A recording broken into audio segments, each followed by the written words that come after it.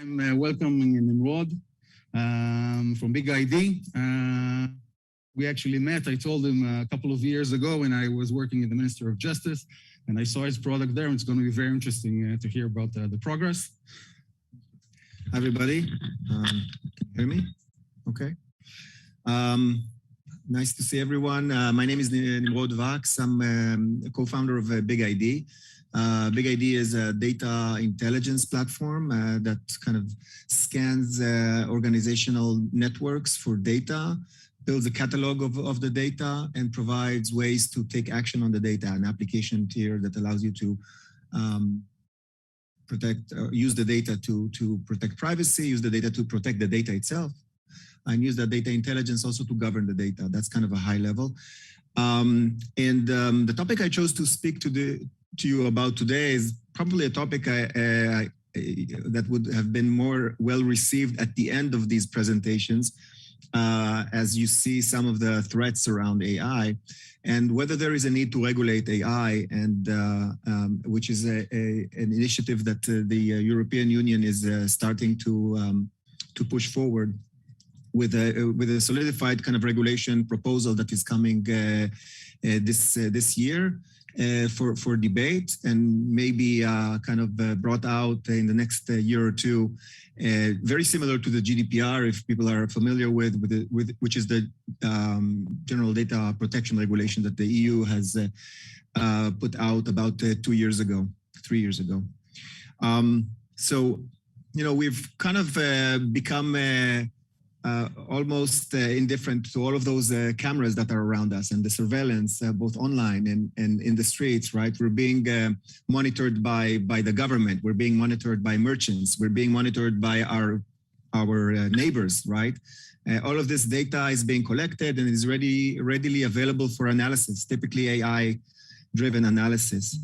So, you know, we can't avoid the feeling that we're being watched, right? And even though it's been, 30 years since or so since 1984, we are even in a worse situation than what Orwell described in his book.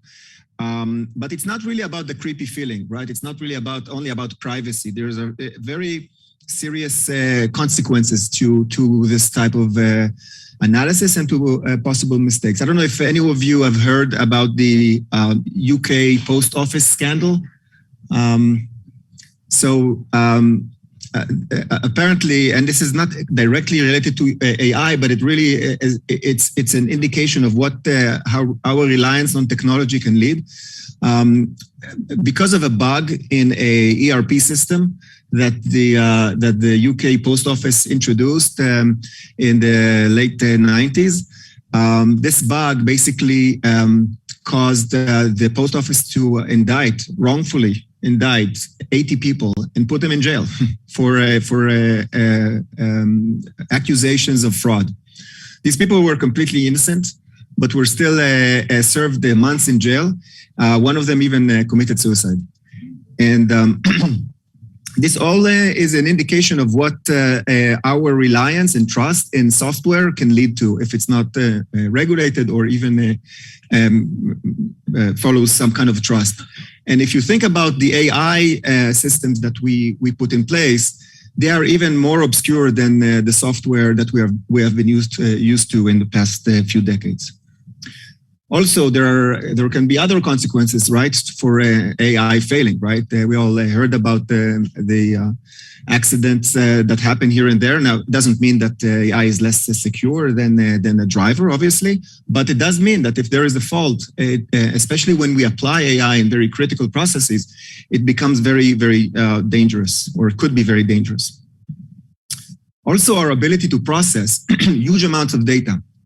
The technological progress in social media is putting this technology in the hands of governments and other organizations, and for not so much, very, I would say, enlightened purposes, right? So China is putting in place a credit system, a social credit system. That on the surface it's legitimate, right, to see who is trustworthy to take a loan, right? What is his credit score? The US has this system for decades. But really, the ability to process huge amounts of data here using AI really allows the Chinese government to monitor each and every one of its citizens at a very granular level, not only about their financial activities, but also their social activities, what they do. Are they jaywalking, right? Each one of those little pieces of information goes into that system. And suddenly, if something goes wrong, or even if it doesn't go wrong, not only that you cannot get a loan, you can't get a job, you can't rent a house. So the consequences are really significant. So these are some of the use cases of why in the EU, every problem is solved by a rule or a regulation. So there is that proposal in place to really protect and monitor and make sure that the software and the AI procedures that we put in place are really up to par in terms of quality and are not being misused for illegitimate uses. So the EU has some definition, and you can see the definition of what is AI is very broad. Right, it even includes Bayesian estimations, which cause a little bit of, and it might change, but it really talks about supervised, unsupervised learning, knowledge graphs, and knowledge bases, and things of that nature that we would categorize as AI. I think between the people here, and this regulation proposal really suggests a risk-based approach. This risk-based approach is not talking about the type of data that you're processing. It's not talking about the methods that you're putting in place. It really talks about what is the purpose of this AI. What are you trying to do? What are you trying to achieve? So at the bottom, and that's where most of the AI activities that happen today rely, we're talking about very kind of day-to-day type of activities, chatbots and spam filters and things of that nature. That is probably more than 80% of the AI activity going on in the market today, and this is left mostly unregulated, just with a moral code of conduct of how to use this information. At the higher level, where there is limited risk, we're really looking at more advanced technologies like deepfake, like emotion recognition. That are used for different purposes in commerce and so forth. And there is a request for transparency.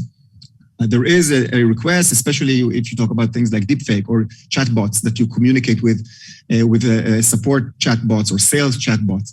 You want to know that you're talking with a chatbot and not with a human, or the other way around. So there is a requirement for transparency, that you would know as a human that you're not talking to a human, so that you know how to deal with it and you know how to operate it. Also, it requires transparency on how the algorithm works, so you know how to avoid pitfalls, etc.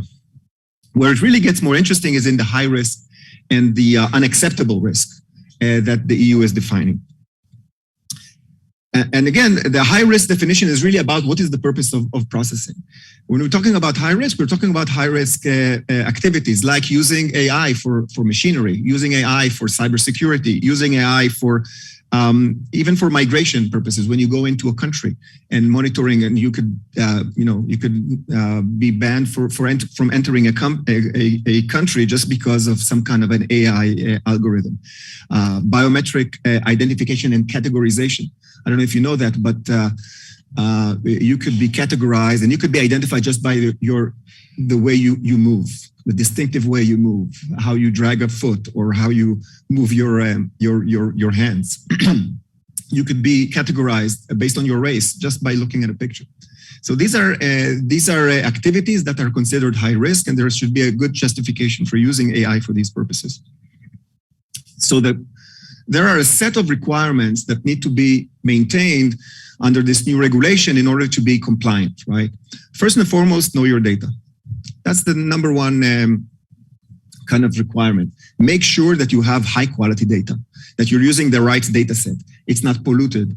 It doesn't have a lot of noise in it, that it's coming and it's legitimate.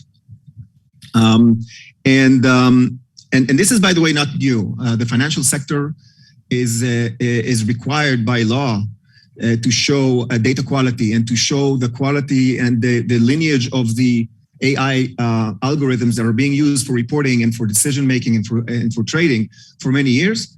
But now this is becoming a broader requirement, not only for financial services. Transparency, right? Show the users let them know they're using an automated AI system, not a human. It's important, but also be transparent about the algorithm itself. What data sets did you use? These data sets need to be available, need to be able to monitor and reproduce those data sets. Be transparent about what the decisions, the predictions, understanding one of the biggest problems in AI, I'll talk about it at the end, is how do you explain the decision? How do you explain a confidence score that you received from an AI system? You need to be able to do that. You need to be able to trace back and provide that visibility. You need to show the intent, the purpose of processing. This is also remember, the purpose of processing is really what defines the risk. And you need to be transparent about it. Why are you using, what are you using this for? As an end user, you need to know what the AI is, real purpose is. The other aspect is, I think most of the conversations here will talk about is keeping it secure and safe.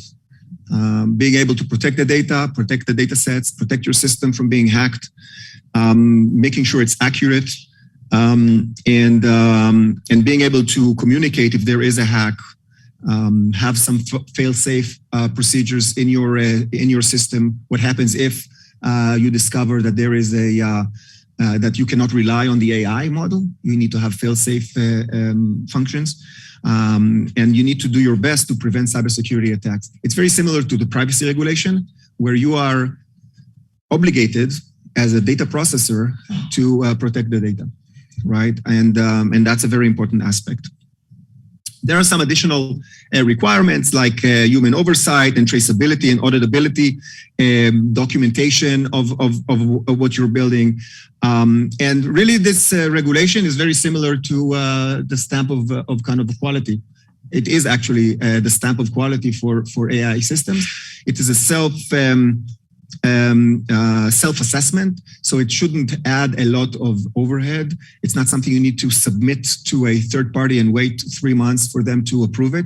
But you need to prove that you've done due diligence, and if you are audited, you need to be able to show that. So it falls under that same mechanism that the EU has for years already. What is unacceptable risk? There are purposes of processing that are defined as illegitimate by the EU. Social scoring, for example.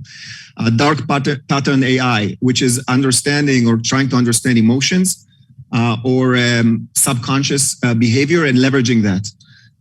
One of the examples that were given is that driving or causing truck drivers to be able to drive longer hours by using some kind of noises or things like that. Manipulation of feelings, and also real-time biometrics. So that scanning, those cameras that we see, a lot of restrictions on that by law enforcement. So it's very limited to law enforcement use. You need to receive a pre-approval to use this data and to monitor. Very similar to what you need to provide in a court of law.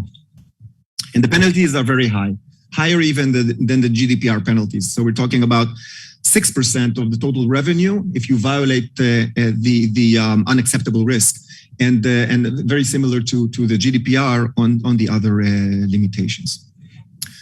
So I didn't want to just kind of bum you down with regulation without giving some kind of a way out. And what are what is a framework for compliance? What can you do as a vendor that's developing AI or a researcher in order to comply with those regulations with minimum effort? Obviously we are offering some of the capabilities that we see and we are able to offer as well, but not only us, there are other vendors in the market, obviously, that perform some of this. It's really about data, right? AI is about data. So know your data. It starts with discovery and understanding the data, understanding the quality of the data, adding the right context to the data. So you know also what is the data used for, what type of data it is, finding the high quality data you want to use. That allows you to trust that data and be able to build reliable AI mechanisms that you can then govern and maintain. Keep documentation, and if you start and you have the ability to document the ability or document the traceability of the data, be able to have that interaction, both automated kind of lineage, but also be able to interact with the users, with the data scientists that are using this or building this machine learning model, so that you document the purpose of processing, you document where the data is coming from, and you document who you are sharing this data with or this model with, right?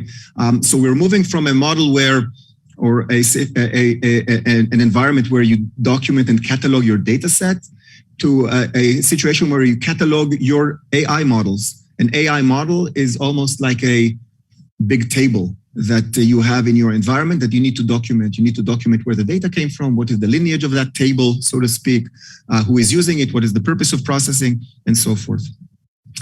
And explainability, one of the cool features we've added recently, by the way, is the ability to trace and explain a confidence score that we use in the product to show the confidence of the discovery or capability or classification of the data, and be able to explain why an attribute received the confidence score. What were the significant features that impacted that confidence score that you could change? And how do you change those features in order to mitigate or either reduce or increase the confidence score? So that's kind of a quick overview of this. This is kind of an overview of what BigID provides, connecting to the data, knowing the data through cataloging, classification, correlation, and cluster analysis, and then taking action on the data using an application framework that you can use on top of it. Any questions? One question for you, Nimrod. What do you think AI is different from other software? Do you think we need to regulate all software? So I think that the AI, it's really like the difference between a knife and a gun, right? AI brings so much capabilities that you need to have more control, and it's used so broadly in it's so critical environments that the cost of a mistake is too high, right? So just the saying that you don't need to have a license for a knife, but you need a license for a gun is kind of, I think, the right metaphor to explain that. I hope that. Okay. Any other question? Every component you introduce to your environment increases the surface of attack, and yes, I think that most of the lectures that you will hear today, the sessions that you'll hear today, will talk about how this attack surface can be leveraged. Absolutely. Major concern.